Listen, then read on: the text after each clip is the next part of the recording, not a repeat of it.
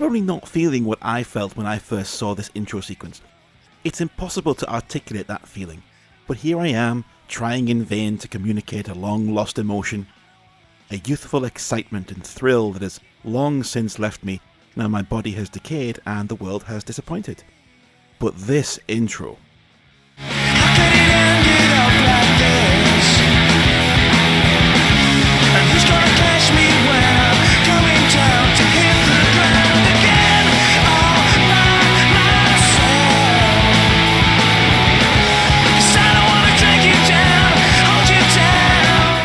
I should explain that this was my very first encounter with the PlayStation 2, as Gran Turismo 3 came as the pack-in game with my console.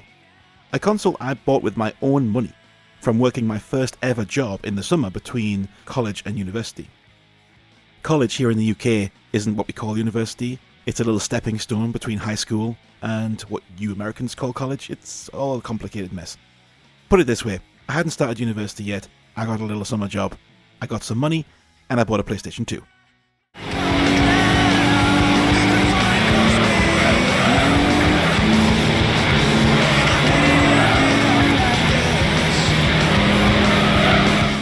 So this represented more than a new game. This was a new console, a new generation, and in many ways a new life of feeling self-sufficient.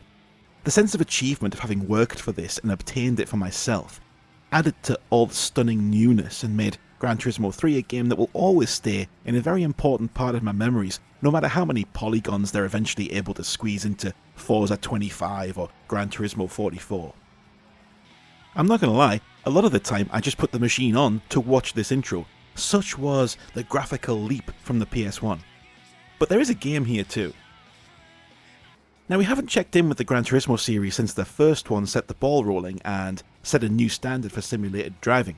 Gran Turismo 2 was a high-profile disappointment for me, greatly expanding the scope and the number of cars, but all that came at the expense of the quality in my opinion. So many cars and tracks, but it looked a bit worse, and some of those new tracks were better left on the cutting room floor if we're being honest. It meant that you got a really uneven experience that didn't last long in the memory. So what changes here in the third installment? Well, the scope has been dramatically reduced. The whole experience reined in, so that it's back to being more manageable like the original. Gran Turismo 2 provided so much content that you struggled to see it all. You spent so much time looking around at all the different manufacturers and models that you got decision paralysis. No such issue here. Plenty of manufacturers still, but a much smaller list of cars from each. And why was that? Because these car models are outrageously gorgeous. Look at all that processing power and DVD space. So many polygons. Just like before, the star of the show is the Gran Turismo mode, and yes, you still have to get your licenses all over again. But come on, you love it really.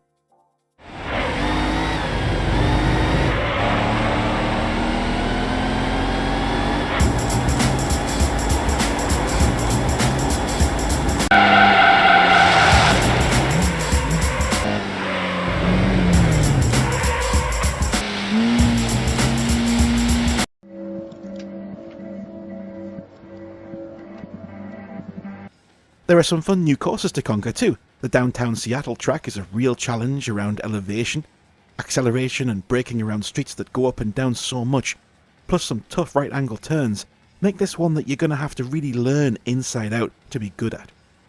Whereas the Tokyo circuit is a good example of how the lack of damage or proper collision physics carried over from the previous entries, and it really does allow for some cheesing by bashing and pinballing into other cars and using the walls to turn without losing too much acceleration.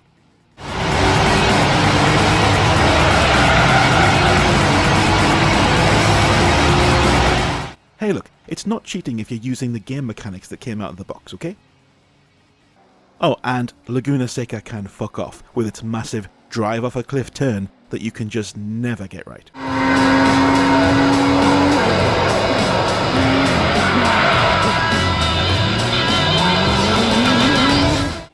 The leap in performance here isn't just visual either, and you can feel that in the rally racing.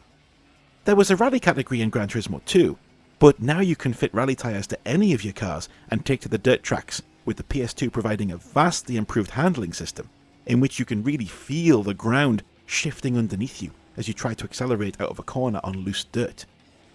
The perfectly programmed rumble in the DualShock 2, the spot-on engine sounds and the sublime movement physics. This might just be the best advert the PlayStation 2 ever had. Now, I'd written a whole section here complaining that the steering wheel peripheral Sony endorsed from Mad Catz for the PS2 didn't work for this game, even though it was the flagship racing game on the console.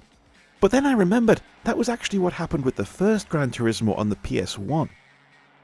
My mind had transposed that earlier memory onto this later one, and I can't help but wonder if this might be indicative of just what a similar experience this is to the original.